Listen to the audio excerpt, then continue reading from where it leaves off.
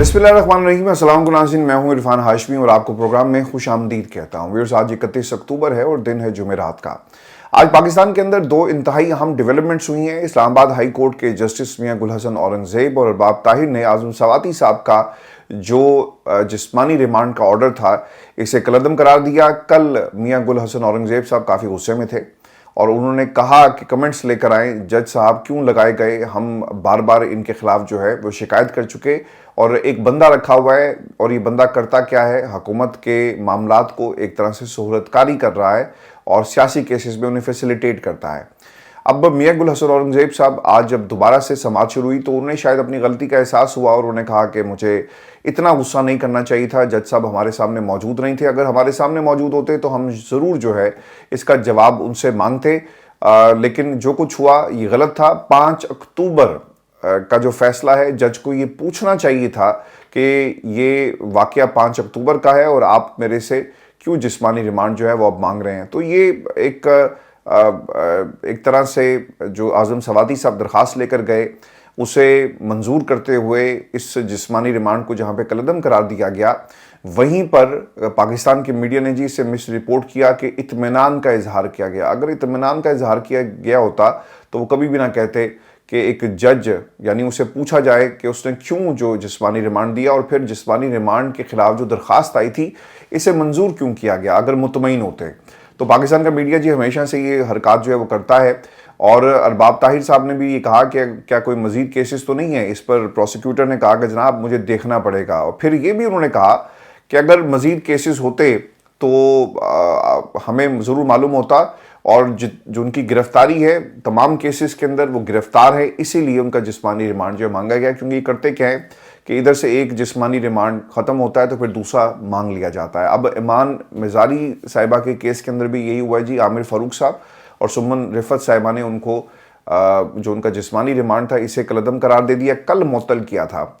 तो इधर भी ये मामला था कि 30 दिन का जी रिमांड दे दें और इनसे हमने चेक करना है कि दो लोग कौन थे जो इनको फैसिलिटेट कर रहे थे और गैर मुल्की टीम मौजूद थी जिनके ऊपर हमले की बात जो है वो की जा रही है। तो ये एक मजाक है जो पाकिस्तान के अंदर हो रहा है। इस्लामाबाद हाई कोर्ट ने जी आज़म सवाती और फिर ईमान मिज़ारी और इसके साथ साथ जो उनके हस्बैंड है ईमान के, उनका जिस्मानी रिमांड जो है इसे कलअदम करार दे दिया है और ये फैसला सुनाया गया। और ये फैसला इसलिए भी अहम है क्योंकि अदालतों से बाहर हुकूमत या रियासत क्या करती है, वो कोई भी केस बनाकर उसे सच साबित करने की कोशिश करेगी। रियासत ना माँ की जैसी हमने सिर्फ किताबों में पढ़ा और या फिर नारे सुने, लेकिन रियासत अपने माँ का होने का सबूत जो है वो नहीं दे रही। रियासत एक सुतीली माँ जैसा सलूक कर रही है। अगर आपको कोई पसंद नहीं है ना तो आप क्या करें, आप उसे उठा लें, आप उसके खिलाफ दहशतगर्दी के मुकदमात बनाएं। आपका ताल्लुक अगर मुखालिफ पार्टी से है तो आप जो मर्जी करें। आज हमें ना भाषण दिया जा रहा है पाकिस्तान के अंदर और शर्जील मेमन साहब, ये बहुत ही अहम नुक्ता है जो मैं आपके सामने रख रहा हूँ। शर्जील मेमन ये कह रहे हैं कि जनाब देखें जो कुछ लंदन में हुआ ये ठीक नहीं था और नहीं होना चाहिए। और फिर उन्होंने इसके साथ साथ क्या कहा कि अगर मेरे सामने साकिब निसार साहब आ जाए तो मैं इज़्ज़त और एहतराम से उनसे सलाम लूँगा। सर मसला ये है कि आप अपने मुखालफिन की इज़्ज़त तो करते नहीं हैं। आपका जो मुखालिफ है, जो आपके नज़रिए से इत्तफाक नहीं करता, आप पाकिस्तान की अवाम जिसने आपको वोट देकर उस कुर्सी पर बिठाया, खैर आपको तो वोट भी नहीं मिला, तो आप उसके खिलाफ क्या कर रहे हैं। आपको जो पसंद नहीं है, आपके पास कानून है, आपके पास ताकत है, आप उसे इस्तेमाल करें। फैसला कहाँ पर होता है, जाकर अदालतों के अंदर।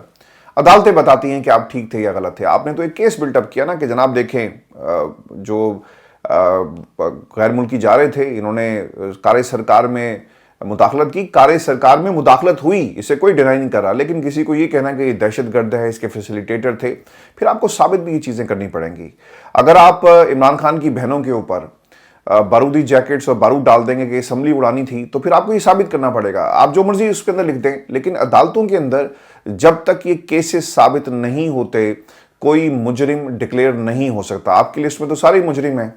बरतानिया के अंदर जी काजी फैज ईसा के ऊपर जो कुछ हुआ एहतजाज, जिसको ये लोग कह रहे हैं, क्लेम कर रहे हैं कि ये एक हमला था, फिर आपको ये साबित भी करना पड़ेगा यहाँ पर।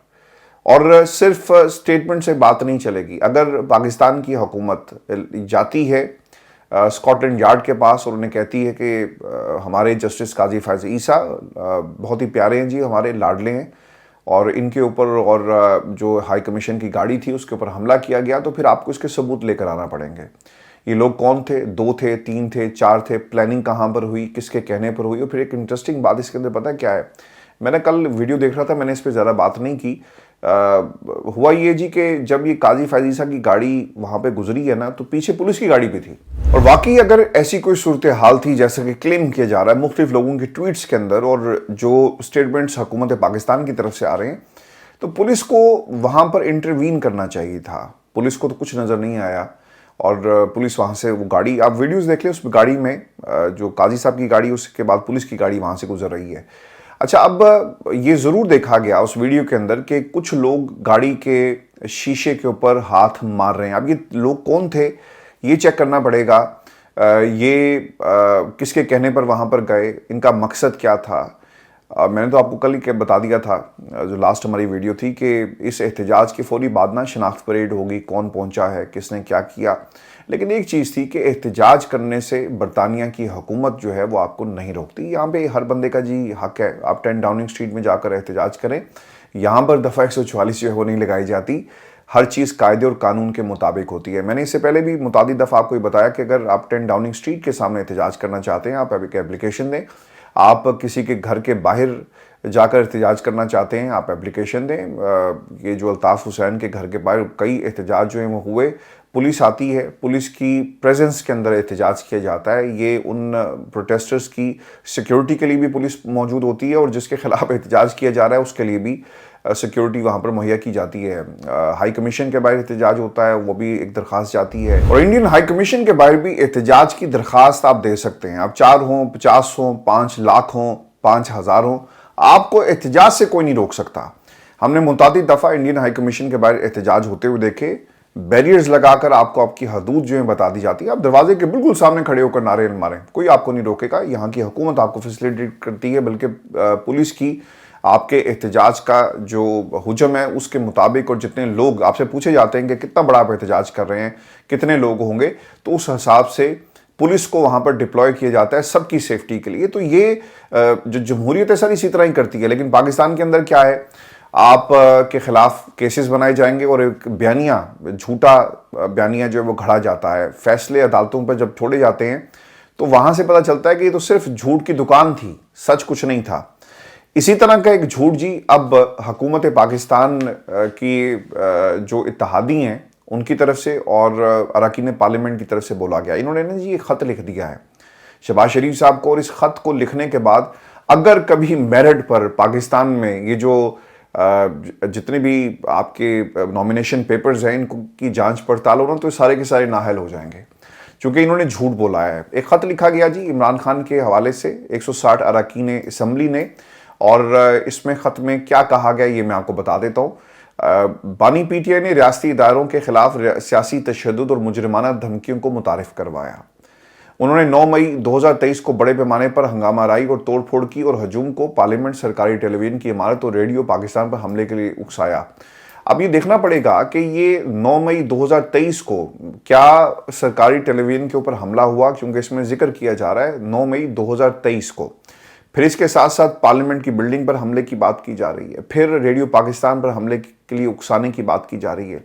देखिए ये 9 मई का जो मुकदमा था आज भी अदालतों के अंदर मौजूद है। पाकिस्तान के अंदर ना ये मिस रिप्रेजेंटेशन ऑफ फैक्ट्स शायद एक वतीरा बन गया है, क्योंकि आप हुकूमत के अंदर हैं तो आप जो भी बात कहेंगे ये सच नहीं होगी। ये तसव्वुर करते हैं कि हम जो कुछ बोल रहे हैं वो सच है, बाकी सब झूठे हैं, क्योंकि कानून हमारे पास है, ताकत हमारे पास है, तो हम जो बयानियां बनाएंगे बन जाएगा। 9 मई के मुकदमात पर फैसला नहीं हुआ। आज बरतानिया के अंदर जो कुछ हुआ आप इस पे बयानियां तो बना सकते हैं, लेकिन कोई ये नहीं कह सकता कि फला बंदा इस पे इन्वॉल्व था जब तक ये साबित ना हो जाए। और अगर आप देख लें पाकिस्तान में बहुत सारे हमारे सहाफ़ी दोस्तों ने भी ट्वीट्स किए, उनमें नाम नहीं ले रहे किसी का कि फला बंदा इन्वॉल्व था। उन्हें पता है कि अगर हमने फला बंदे का नाम लिया तो हमें अदालत में जाकर साबित करना पड़ेगा कि ये बंदा इन्वॉल्व था, नहीं तो फिर डेफेमेशन होगी। तो ये एक अनफॉर्चुनेट प्रेसिडेंट्स हमारी जो सोसाइटी है उसके अंदर आपको नजर आएंगे, और पॉलिटिकल कल्चर के अंदर है। जितनी फस्तायत, जितना झूठ मौजूदा हुकूमत के अंदर है ना सर, इससे पहले कभी नहीं था। आप इमरान खान पर ये जो इल्ज़ामात लगा रहे हैं, पहले इनको साबित तो होने दें। जब ये साबित नहीं होते और आप ये तमाम बातें कर देते हैं तो फिर इसके कॉन्सिक्वेंसेस हैं। अदालतें तो पूछेंगी ना कि लाओ निकालो कनेक्शन क्या था। आपको याद होगा कि लाहौर हाई कोर्ट ने कहा کہ آپ اتنے سال کے بعد کیوں آئے ہیں جسمانی ریمانڈ لینے کے لیے؟ عمران خان تو آپ کے پاس ہی ہے، ہم نہیں دیں گے، جائیں بھاگیں، آپ کو یاد ہے۔ اور باقی عدالتوں میں بھی یہی کچھ ہوا۔ تو اب یہ نا مرضی کے ججز کو ڈھونڈ کر وہاں سے فیصلے اس قسم کے لیں گے جس میں عمران خان کو 9 مئی کے مقدمے میں جو ہے وہ گرفتاری تو خیر انہوں نے ڈالی ہوگی، اور جس پہ ہائی کورٹ نے فیصلہ بھی دیا، لیکن ابھی آگے کیسے بڑھے گی یہ ایک بنیادی سوال ہے۔ پھر اس کے بعد انہوں نے یہ بھی لکھا اس خط کے اندر کہ بانی پی ٹی آئی نے انتشاری سیاست سے اگست 2014-22 میں بھی ملک کو مفلوج کیا۔ سر یہ پولیٹیکل سٹیٹمنٹ ہے، it has nothing to do with the facts.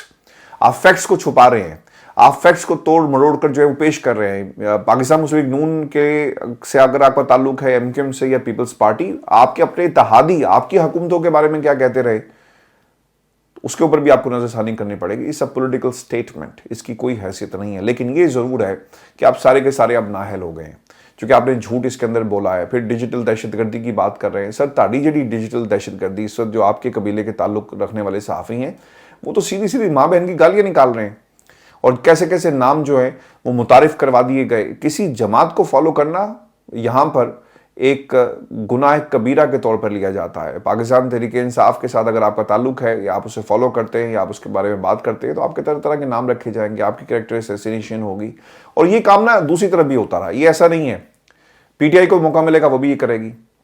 یہاں پر مسئلہ یہ ہے کہ جب آپ کسی سے اس کا مینڈیٹ چھین لیتے ہیں، جب آپ اس کے گھروں پر چادر چار دیواری کا تقدس کو پامال کریں گے نا، پھر آپ کے پاس ایک ہی حل رہ جاتا ہے کہ آپ احتجاج کریں، اور اگر احتجاج کو بھی دبا دیا جائے تو پھر کشمیر میں اور پھر پاکستان کے اندر کوئی فرق نہیں ہے۔ کشمیر کے اندر بھی یہی ہو رہا ہے، ظلم ہی ہو رہا ہے نا، اور کیا ہو رہا ہے۔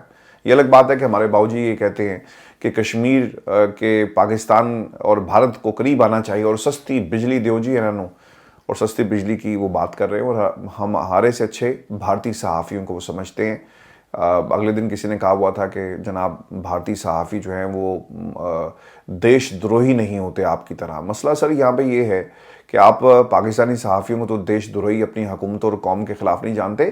جہاں جہاں پر ظلم ہوگا نا، جہاں جہاں پر حکومت غلط کام کرے گی، آواز اٹھائی جائے گی۔ کیا آپ کی جو کانگریس پارٹی ہے وہ مودی سرکار کو آئینہ نہیں دکھاتی؟ بہت سارے ایسے صحافی ہیں جنہوں نے مودی سرکار کے خلاف جب آواز بلند کی تو ان کو ہی جو ہے وہ سائڈ پہ کر دیا گیا، نوکریوں کے ذریعے، تھریٹس کے ذریعے۔ تو کیا بات آپ کر رہے ہیں کہ وہاں کے صحافی؟ سر یہ ہر ملک کا یہی وتیرہ ہے۔ اس ملک کے اندر یہ ہوتا ہے، بی بی سی جو پالیسیز دیتا ہے، حالانکہ جمہوریت ہے یہاں پر، بی بی سی کے اگر آپ بلیٹنز کو دیکھیں تو آپ کو خاص قسم کی ایک مائنڈ سیٹ اس کے اندر نظر آئے گا۔ وہ سٹوریز جو ہیں وہ فلسطین کے حوالے سے اس طرح کور نہیں کی جاتی۔ یہاں پر یہ سب سے بڑا مسئلہ ہے، وہ ٹرو ریپریزنٹیشن آف کمیونٹی جو ہے وہ آپ کو نظر نہیں آئے گی۔ تو آپ کیا بات کر رہے ہیں کہ بھارتی صحافی اور فلاں صحافی؟ یہ ہر ملک کے اندر ہوتا ہے، امریکہ کے اندر ہوتا ہے، تمہارا صحافی میرا صحافی۔ تو یہ کہنا بالکل بھی غلط ہے۔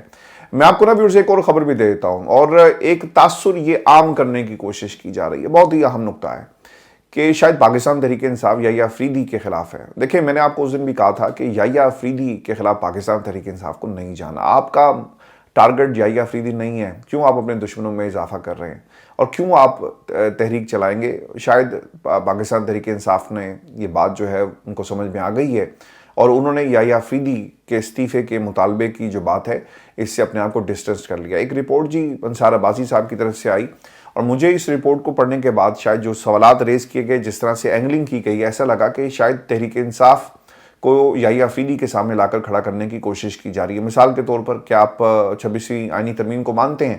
برسٹر گوہر نے کہا کہ جی ہم نہیں مانتے، لیکن پھر ساتھ ہی سوال یہ کیا گیا ہوگا نا، پوچھا گیا ہوگا کہ تو پھر آپ کا یحییٰ افریدی کے بارے میں کیا خیال ہے؟ وہ بھی تو چیف جسٹس بنے اس آئینی ترمیم کے بارے میں۔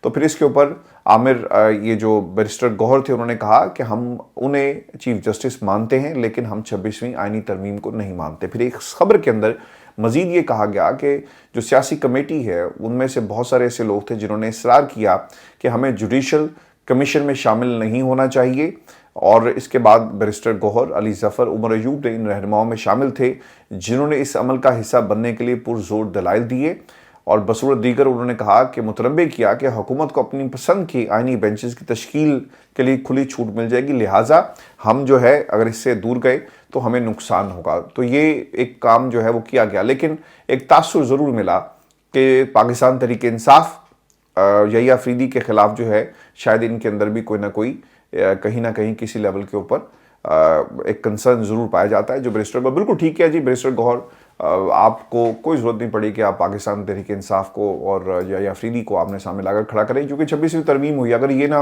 इनकार कर देते, ज़रा गौर से सुनिएगा, तो फिर अमीनुद्दीन ने चीफ जस्टिस बन जाना था। तो पायजन फेर अल्लाह ही हाफिज़ थी। एटलीस्ट आज ये तो हो रहा है ना कि जस्टिस मंसूर की बात को सुना जा रहा है, उनकी जो काजी फैज़ ईसा के जो 3 फैसले हैं वो रिवर्स हुए। आमिर फ़ारूक साहब, ये जो जस्टिस काजी फैज़ ईसा ने मुनीब साहब को निकाला, मंसूर साहब को निकाला, फिर उनको चेयरमैन शिप से हटा दिया क्या, तो सब पर फैसले रिवर्स करके क्या पैगाम गया कि याह्या अफरीदी कह रहा है कि ये ठीक था, तुमने गलत किया और मैं इसको नहीं मानता। हाँ, ये ज़रूर हुआ कि याह्या अफरीदी को चीफ जस्टिस बनाने से कम कुर्सी तो आपके पास है ना, और आप फैसले अपनी मर्जी से यानी मेरिट पर आप ज़रूर कर सकते हैं। मैं व्यूअर्स आपको ये भी खबर दे दूं कि इमरान खान की रिहाई और फिर अब जो तहरीक है वो चलाई जाएगी। अली अमीन गंडापुर ने कुछ इंतहाई अहम फैसले किए हैं। एक तो तुलबा यूनियन को उन्होंने दोबारा से एक्टिव कर दिया है, और एक्टिव करने के साथ साथ अब उन्होंने ये भी कहा कि खून का रंग लाल होता है, इनकलाब आएगा और ज़रूर आएगा। अच्छा, मैं ना एक चीज़ जो मैं आगे बढ़ने से पहले मैं मिस कर गया, वो मैं आपके सामने क्विकली रख देता हूँ, क्योंकि ये इमरान खान के हवाले से ये बात जो है कही गई इसी ख़त के अंदर, और ये बड़ी हैरानकुन बात इसलिए भी है कि ये झूठ क्यों बोल रहे हैं और इसका झूठ बोलने का असर इनके फ्यूचर पे कैसे पड़ेगा। इस पे ना एक क्लेम ये किया गया है that it is even more important to emphasize that Mr. Niazi is serving a prison term awarded by the court of law and convicted on a manifest corruption charge, which he and his the court shamelessly try to disguise as a political motivated cases till he has continues to exercise। अच्छा, मैं उर्दू में पढ़ देता हूँ जी कि वो सज़ा की बात कर रहे हैं कि इमरान खान को जो है वो अदालतों ने सज़ा दी। अच्छा, अब मसला ये है कि ये मिस रिप्रेजेंटेशन है। इमरान खान को जी कोई सज़ा नहीं है, इमरान खान की सज़ाएँ मुअत्तल हो गई और इमरान खान को जेल के अंदर एक तो सस्पेंड सज़ा की हुई है, आपने रखा है। तो ये भी मिस रिप्रेजेंटेशन ऑफ फैक्ट्स है जो अदालतों की तरफ से जो अदालतों ने किया, ये इस ख़त के अंदर इसके बिल्कुल बरक्स जो है वो लिखा गया है। अच्छा, अब ये जो खबर है इस्लामाबाद हाई कोर्ट के, वो भी मैं आपको बता देता हूँ। जस्टिस अरबाब मोहम्मद ताई ने जी एक तो इमरान खान को जो जेल में सहूलियात हैं इसे देने के हवाले से एक हुक्म जारी कर दिया कि आप जेल मैनुअल के मुताबिक सहूलियात दें, और फिर ये भी इम्पोर्टेंट ये हुआ कि खान साहब की अपने बेटों से टेलीफोन पर बात करवाई जाए। वो जो जेलर साहब थे वो मुसलसल ये कह रहे थे कि नहीं जी, हमने कोई पाबंदी नहीं लगाई, एक तो अली अमीन गंडापुर को इजाज़त मिल गई है और दूसरी तरफ हम कैसे करवाएं। तो उन्होंने कहा जी कि जैसे मर्जी करवाएं, व्हाट्सएप की सहूलत अगर मौसर नहीं है तो सहूलत को मौसर करवाया जाए, और इमरान खान की अपने बेटों से हर हाल में जो है वो मुलाकात करवानी है। अब आइंदा जो जेल हुकाम को हिदायत जारी की गई है कि आइंदा इमरान खान से मुलाकात की इजाज़त के लिए कोई दरख्वास्त हाई कोर्ट पे नहीं आनी चाहिए। आप इस मामले को देखें और मुस्तकिल तरीक़ाकार अपनाएं। सर, एक नहीं कई दरख्वास्तें आएंगी, चूँकि जेल सुपरिटेंडेंट जो मर्ज़ी कहे, हुकूमत कुछ भी कहे, इमरान खान की जो सहूलियात हैं वो जेल में उन्हें कर्टेल किया गया है, रोका गया है। तो ये दैट इज़ सो अनफॉर्चुनेट, और एक अदालत ही एक ऑब्वियसली एक प्लेटफॉर्म है जहाँ पर आपको इंसाफ मिल सकता है, इसीलिए लोग ना आपके पास आते हैं। नहीं तो इनके बस में हो तो इन्होंने तो सज़ाएं देती हैं, चाहे वो पाकिस्तान में है, पाकिस्तान से बाहर है। अगर कोई तहरीक इंसाफ के हवाले से बात करता है या तहरीक इंसाफ से मुंसलिक है तो वो सारे गद्दार हैं इनके मुताबिक। तो अदालतें सिर्फ एक वाहिद प्लेटफॉर्म है जहां पर ये मामला उठाकर इंसाफ जो है वो हासिल किया जा सकता है। व्यूअर्स, ये अब तक की हमारी वीडियो थी। शाम की वीडियो में जल्द आपसे मुलाकात होगी। इजाज़त दीजिए, अल्लाह निगहबान।